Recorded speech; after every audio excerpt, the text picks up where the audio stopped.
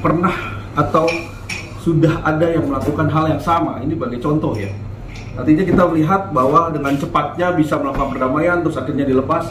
Terus nanti masyarakat luas yang melakukan hal yang sama bisa membuat seperti itu. Apakah ini kah menjadi suatu pedomannya kasus ini buat rakyat yang lain? Artinya sebagai contoh yang lain, apakah bisa itu dilakukan dengan pihak kepolisian?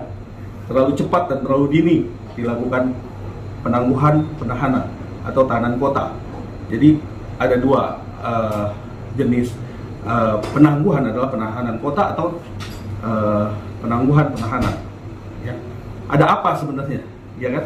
Kok bisa gitu baru dijadikan tersangka terus beberapa hari itu bisa dilepas? Pihak kepolisian tolong ini beberapa, emang betul di dalam undang-undang boleh melakukan perdamaian, tapi dengan konteks apa? Dengan adanya kekerasan sehingga menyebabkan adanya di visum, terus terjadinya memar yang cukup berat. Saya rasa kenapa bisa dijadikan tersangka kan berdasarkan saksi dan bukti itu sudah ditetapkan dia sebagai tersangka gitu kan. Menurut saya terlalu cepat sekali, dan ini sebagai contoh buat masyarakat luas bahwa apakah nanti ada case yang sama ini, apakah bisa juga melakukan hal yang sama, itu aja. Tapi apakah dengan restoratif justice ini udah bisa gitu tersangka itu boleh pulang?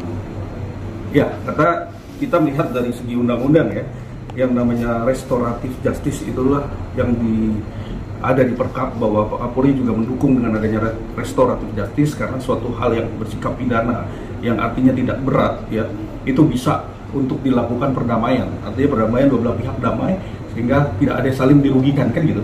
Tetapi di sini kita melihat bahwa ini kekerasan yang benar-benar kekerasan di dalam rumah tangga yang sifatnya adalah benar-benar kalau memang ini tidak dilakukan, hukum tidak ditegakkan, maka semakin berat dan bahkan bisa menyebabkan kematian. Karena apa? Kalau tidak diatur di dalam undang-undang yang sifatnya memberatkan segi pelaku, ini bisa memberatkan, nggak memberatkan, nanti artinya orang bisa semena-mena melakukan tindak pidana kejahatan KDRT, bisa membunuh lah, bisa, karena ada yang namanya pembiaran terhadap hukum kan gitu. Makanya kita lihat di sini, ayo kita sama-sama penegak hukum, apalagi di kepolisian sudah bagus melakukan tindakannya kemarin. Rizky Bilar juga cepat langsung ditahan. Artinya apa? Artinya benar-benar presisi dan benar-benar melakukan sesuai dengan aturan undang-undang. Ada saksi, bukti cukup dinaikin sidik dan dia jadi tersangka. Tapi terlalu cepat, kalau menurut saya terlalu cepat melakukan tindakan penangguhan penahanan. Apalagi memang ini sampai di SP3 nanti, ya kan? Menurut saya itu terlalu cepat sekali. Artinya harusnya polisi itu membuat suatu penyidikan dan sampai dengan di kejaksaan dilihat bahwa ini kasus ini sebenarnya seperti apa, ya kan? Haruskah ini benar-benar ini sebagai tindak pidana yang mencelakakan, apalagi itu seorang istri, ya kan? Itu kan juga harus dilihat dari sisi hukum. Cukup nggak, terpenuhi nggak unsur hukumnya sehingga ini bisa ditahan dan tidak dilepas kan gitu kan? Walaupun itu sudah dilakukan perdamaian, gitu. Tapi ada perjanjian itu berpengaruh nggak sih bang ke pihak kepolisian? Tadi kemarin bang ngomong ada perjanjian segala macam bang. Iya.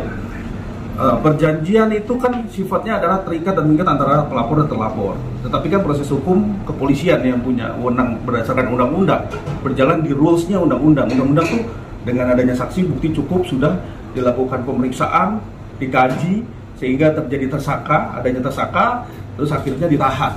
Karena kenapa ditahan? Karena ini benar-benar mencelakakan. Kenapa? Mengkhawatirkan kalau nggak ditahan ini orang ini kan. Kenapa ditahan kan gitu? Walaupun 5 tahun, 1 tahun itu bisa saja ditahan kalau penyidik menyatakan bahwa ini wajib untuk ditahan atau perlu ditahan. Tetapi kita melihat bahwa di sini kekerasan dalam rumah tangga ini, apalagi ini adalah public figure, Lesti dan Rizky Bilar. Public figure artinya menjadi contoh buat halayak banyak. Apakah ini kasus ini menjadi suatu, saya bilang menjadi suatu contoh yang benar-benar melakukan hal yang sama. Nanti ada orang bikin perjanjian melakukan hal yang sama terus bisa dilepas.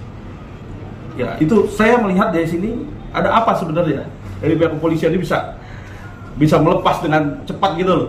Ini kan cepat sekali, hitungan hari loh ya, Iya. bukan minggu loh. Hitungan jam. Iya, itu kan jam bahkan. Dan ini ada apa sebenarnya kan? Gitu. Tapi memang ini kan artinya instansi ya, kepolisian itu lagi diuji nih dengan kejadian ini. Menurut abang ini pantas nggak kalau bisa bilang itu bebas dari pidana itu sendiri? Kan kalau untuk memaafkan, untuk mencabut itu kan sudah biasa, bisa ini kan dibebaskan. Tapi untuk kasusnya dia itu apakah menurut pandangan hukum asalkan akan terus berjalan atau memang udah bisa didamaikan seperti apa Seharusnya kita berlaku di rules undang-undang. Karena apa? Karena ini ancaman pidana, hukumannya cukup berat. Dan menurut pendapat saya rasa harus lanjut sampai ke persidangan. Karena ini kasus menjadikan contoh gitu loh, menjadikan contoh tindak pidana yang melakukan kekerasan. Artinya walaupun sudah berdamai, membuat suatu kesepakatan, tetapi tetap harus diadili seadil-adilnya. Apakah benar Rizky Bilar ini sudah benar-benar melakukan tindak pidana itu, atau bisa dimaafkan, atau bisa selesai kah? Itu di persidangan, artinya begitu. Di persidangan, karena kalau tidak, di kepolisian sudah melakukan proses penyidikan, terus akhirnya di stop atau di SP3, artinya SP3 itu pemberhentian perkara ini diberhentikan. Artinya buat apa ada undang-undang itu? Buat apa ada peradilan? Ya kan? Sementara walaupun sudah berdamai kan gitu, tapi kan ini berjalannya kan bukannya kasus penipuan, bukan kasus penipuan uang atau kasus-kasus tanah atau kasus yang lain yang sifatnya adalah bisa di restoratif justice, tetapi bisa langsung dibebaskan kan begitu. ya, menurut yang kita dapat itu adalah walaupun pelaporan itu selesai, seharusnya kepolisian itu melanjutkan untuk di pengadilan. Nah, setelah pengadilan menyatakan tidak bersalah atau tidaknya, itu di pengadilan, bukan di kepolisian itu sendiri. Menurut abang gimana tuh? Itu kan artinya sudah ketahuan kalau dia salah tidaknya. Ini kan tidak tahu kesalahannya, dibebaskan, bebas tangan kota lah gitu, seperti itu. Makanya kita lihat nanti, kita serahkan ke kepolisian. Apakah kepolisian itu mengeluarkan SP3 surat pemberhentian perkara atau melanjutkan kan gitu? Kita lihat di sini perannya kepolisian seperti apa. Kita lihat dari sisi yuridis, apakah dia dari pihak kepolisian itu melakukan benar-benar secara profesional atau bagaimana? Kita lihat nanti. Kalau dia di SP3, dasarnya apa di SP3? Ya kan? Kalau memang dilanjutkan, ya sesuai, artinya sesuai proses peradilan hukum yang berlaku, ya harus sampai di pengadilan.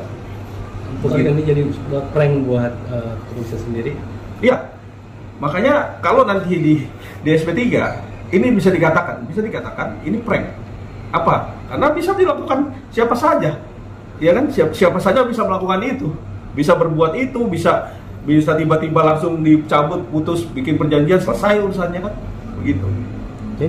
Ya, pesan dari abang sendiri buat hukum sendiri gimana untuk kepolisian untuk ke depan? Pesan saya buat pihak kepolisian sama kita penegak hukum, itu lakukan dengan seadil-adilnya apabila ini menjadi suatu tindak pidana yang cukup concern buat masyarakat luas, sehingga ini menjadi contoh yang baik, contoh yang sangat bijak, karena saya yakin kepolisian saat ini sedang bebenah diri, bisa lebih baik lagi ke depannya, bisa menjadi panutan dan mengayomi masyarakat dengan sesungguh-sungguhnya. Terima kasih.